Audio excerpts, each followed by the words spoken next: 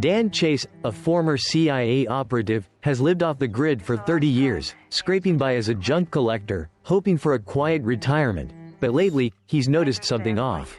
Suspicious, he rigs a tin can with a fishing line, tying one end to his bedroom and the other across the staircase. Sure enough, in the dead of night, the clanging cans wake him. Instinct kicks in, and as he descends the stairs, he sees his Rottweiler attacking an intruder in the dark. When he flips on the light, Dan's shocked to find his dog clamped onto the intruder's throat. Let go. The man's barely alive but doesn't answer when Dan demands his identity. Realizing his hidden life is over, Dan finishes off the assassin, finding a switchblade on him. He stages the scene, using the assassin's hand to fire a gun into the wall, then calls the police, claiming an armed robber broke in and was killed.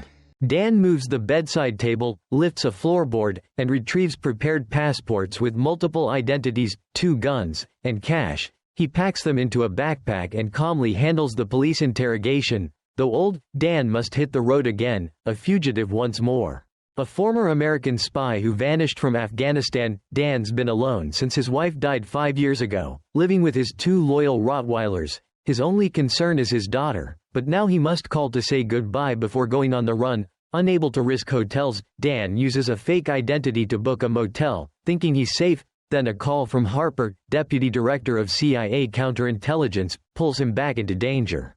Harper reveals he's not behind this operation, and no one knows they're still in contact. The next bombshell chills Dan. The CIA planted a tracker on his car, and 2 agents are 3 minutes away. In a race against time, Dan bolts. Their conversation reveals a long history. Dan's capture could unearth Harper's buried secrets. Helping Dan escape is their best bet. Harper gives Dan 2 options: fight back and become the CIA's enemy, dragging his daughter into danger, or vanish completely, cutting all contact with her to ensure her normal life. Though it breaks his heart, Dan knows separation is the only way to protect her. But when he explains this to his daughter, she fiercely objects. Dan chooses a third path. Soon, the tracker leads to an empty lot far from the main road. The 2 agents arrive, but Dan's nowhere in sight. Suddenly, a shadow lunges, knocking one agent down. Dan releases his dogs, shoots the fallen agent, and grapples with the other. Despite his strength, Dan's outmatched by the younger, fitter agent. He banks on his hunting dogs, but they arrive just a moment late. Still, the enemy underestimates Dan. He secretly fastens his seatbelt, cuts his leg ties with the switchblade, and stomps the accelerator, flipping the car. In the cramped wreckage, they fight until the dogs arrive, saving Dan. The scene shocks Harper. Watching via camera, Dan grabs an agent's phone and calls. "I'm taking option 3, send more people after me, and I'll put them in body bags. Touch my daughter, and I'll cut them up and ship them back." That night, Dan hits a junkyard, swaps his tires, changes the license plate, and heads to his pre-booked motel. But the landlord, Zoe, confronts him, upset about his aggressive dogs, as her rental ad bans pets. With no choice, Dan prepares to leave, but his car won't start. Seizing the moment, he cooks Zoe a delicious meal. Won over, she relents, letting Dan and his dogs stay. To his surprise, Zoe invites him to dinner, and they grow closer. But on the way home, trouble strikes. Zoe, tipsy from wine, gets pulled over for a sobriety check. When the cop asks for Dan's ID, Zoe lies, claiming he's her husband. The fib raises suspicion, and both are called out of the car for questioning. As Dan steps out of the car, the traffic cop suddenly gets suspicious. Ready to go all in, Dan considers slashing the cop's throat and grabbing his gun to fire 2 shots, ending the immediate threat. Zoe, horrified, blurts out, "I know who you are." With no choice, Dan nearly falls back on his old habit of killing to silence her. Luckily, it's just his imagination running wild with the worst-case scenario.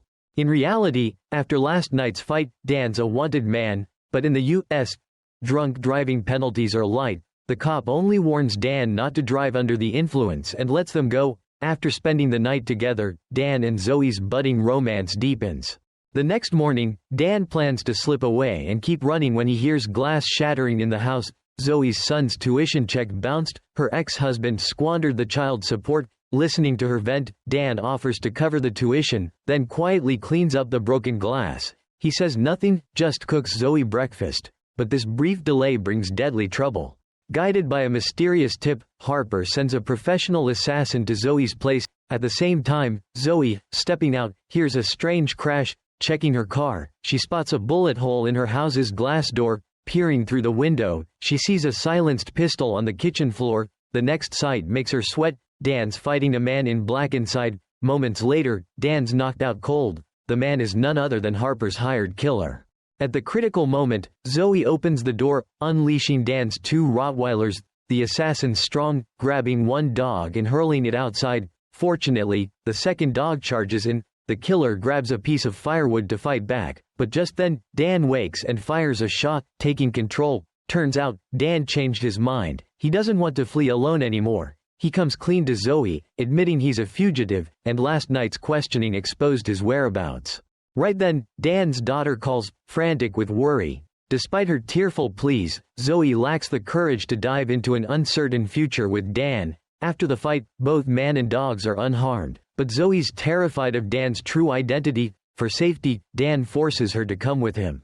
As they leave, the FBI reviews drone footage. A woman rushes in, unknown to Harper. His top agent, Angela, is Emily, Dan's daughter, planted in the CIA. Seeing the drone shot down, Emily sighs in relief, but the FBI's atmosphere turns tense. 30 years ago, during an espionage mission in Afghanistan, Harper was the liaison between Dan and a warlord. Agent Raymond suspects Harper's secretly aiding Dan's escape. They're unaware Dan got away thanks to Emily's timely tip. Harper suddenly realizes the clueless agent sent by headquarters isn't who he seems. He's a spy planted by the Afghan warlord. Why does the warlord want Dan alive? Could Dan hold a secret only he knows? Harper reveals the past. Dan kidnapped the warlord's wife, and Harper helped them vanish. She's long dead, so why is the warlord still hunting them? Hearing this, Emily, knowing her parents' true story, can't stay calm. Hiding her emotions, she suggests Harper and Raymond team up to confront the warlord. But catching Dan isn't easy. When the SWAT team raids Zoe's house, Dan and the assassin are long gone, the latter rescued by his team. The assassin contacts Harper, revealing Dan was tipped off and ready to flee, confirming an FBI mole. Harper shudders, suspecting a traitor he's long doubted but couldn't believe. Through Raymond, Harper and Emily meet the warlord's lawyer, who drops a bombshell. A plane will land in an hour, destination unknown. To meet the warlord, they must board blindly. When Dan learns this, he urges Emily to ditch her FBI cover and join him. Wanting the truth, Emily refuses, unaware Harper's already onto her identity. Meanwhile, Dan and Zoe pose as a wealthy investor couple. During his 30 years in hiding, Dan secretly ran a financial firm through a young, talented CEO. In their first meeting, Dan proposes investing in Ursian mining and smelting to catch CEO Pavlovich's attention. Though Pavlovich agrees to start immediately, Dan gives him just 2 days. I want action now, Zach. Back home, tension brews. Forced to go with Dan, Zoe plots to escape by using her fake wife identity to demand a divorce. To keep his secrets, Dan agrees not to divorce but must split half his fortune with Zoe as compensation. Furious at first, he calms down and hands over his account details and passwords without hesitation. With his daughter in danger, money's just a number compared to protecting family. Zoe's baffled by Dan's actions, but as he's headed to Morocco, he promises to explain everything en route. 30 years ago, during the Soviet invasion of Afghanistan, Dan, a CIA operative, aided a local warlord. Harper, the CIA liaison, supplied weapons and resources at Dan's request. One night, the warlord learned the enemy attacked an innocent village, led by a bloodthirsty demon commander.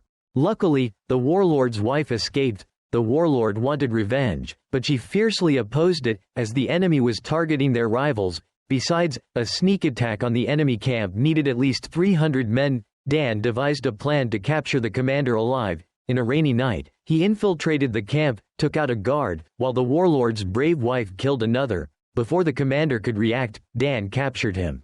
But as they prepared to interrogate, the wife revealed a secret. She was a Soviet spy sent to monitor her husband. If exposed, she and the warlord would be hanged by their tribe, and Dan would be implicated. She dropped another bombshell. After meeting an elder's wife, she learned of a dead Greek explorer found with a map to a rare mineral mine, the real reason for the Soviet invasion. Only she knew its location. Even the elder's wife didn't understand the map. This treasure could make the warlord Afghanistan's king. Yet she believed ill-gotten wealth wouldn't earn respect. Her husband needed military victories to lead. This kind of power turns allies into enemies. She warned, "You're playing with fire, lady. Knowing the truth, Dan visited the prisoner and, for reasons unclear, freed the Soviet commander. Soon, the warlord grew suspicious of his wife. To save herself, she admitted defeating intel to the Soviets and revealed the mine, insisting only she knew its location. The warlord demanded she disclose it, but she refused. Their fate hung on one night. At the critical moment, Dan turned to Harper, "Get us out of here. I'll handle the rest." Now, it seems the warlord's hunting Dan and his wife for this priceless mine. Zoe, listening in the passenger seat, is stunned, feeling small compared to a woman who manipulated a king. The revelation eases their tension, but Dan pulls into an underground garage, entrusting his loyal dogs to a friend, preparing for a worst-case scenario, never returning. Meanwhile, at a Chinese restaurant, a mysterious old man meets the assassin. The assassin demands to know why. Aware of Harper's mole, he was sent on a doomed mission. The old man reveals Dan begged him to get his daughter into the FBI. Dan treated Harper and the assassin like his own kids, but now he wants the assassin to kill them. No good father would ask this. The old man writes their names on paper, drops it in a water glass, stirs with a pen, and leaves it behind. A spy's ritual, the cost of the trade, hoping to reclaim their true identity someday. Dan patiently trains Zoe, seeing her potential as an operative. Surprisingly, when he can't reach his daughter, they use bank accounts to communicate. If the first 2 digits are prime, she's safe. But now, the last 2 are 0 and 1, she's coming to meet him. They take a speedboat to a stunning island. With investment shares as leverage, Dan meets Pavlovich, the Russian CEO, the Soviet commander Dan once freed. Hoping to cash in the favor, Dan learns a bigger secret. Balur, the warlord's wife, was Pavlovich's college sweetheart in Moscow. She targeted him because his father was a GRU intelligence officer. After returning to Afghanistan, she married the warlord, then contacted Pavlovich, offering intel to have the Soviets eliminate her husband's political rivals. The decades-long feud is tangled, but Pavlovich grasps Dan's situation. The warlord's lawyer arrived first, promising protection from the warlord and major clans if Pavlovich captures Dan. Dan snaps back. That's twice. Leaving, he kills a guard harassing Zoe, steals a speedboat, and escapes the island. But as they reach shore, an unidentified armed group surrounds them. A man steps off a helicopter. Harper, Dan's comrade from 30 years ago. "Where's my daughter?" "She's been taken." "By who?" "The old man." Emily, Dan's daughter, was kidnapped by Morgan, the mentor of both Dan and Harper. The previous night, Harper and Emily landed in Tunisia on the warlord's plane, taken to an archive room, the last place the warlord chased Dan and his wife. Harper realizes it's a test. He quickly finds the flight number and seat details. But calling the warlord's lawyer yields no clues about what secret they're after, rendering Harper useless. The lawyer turns on him, exposing Harper's past treason. Clearly, Harper's been set up by the warlord and the authorities. Emily suggests heading to Morocco to help Dan eliminate the warlord, the biggest threat. But it's tougher than they thought. While Emily signals Dan through the bank, Harper gets a call from home. A powerful mystery figure visited, offering to pin all blame on Emily to clear Harper's name. Torn between loyalty and his crimes, Harper's stuck. Arriving in Morocco, he spots DGST agents outside. Assuming Morgan sent them, Harper tenses, but Emily reveals she contacted them. Confused, Harper listens as Emily explains her emergency contact, Harper's nephew, who she texts nightly. She learned an FBI bigwig visited Harper's home, so she arranged for him to fly back immediately. But Emily doesn't know Morgan's scarier than the FBI. He demands she stay to prove her innocence against treason charges, a grave accusation. Harper can't lose Emily, whom he sees as a daughter. Yet Emily's ready to face the consequences. Despite the warlord's immense power, she's determined to help her father end this and find her own answers. Like father and daughter, they share a heartfelt goodbye hug. Harper, heavy-hearted, descends the stairs, passing someone resembling the assassin. Spotting a van with drawn curtains outside, he senses danger and races back, but Emily's gone.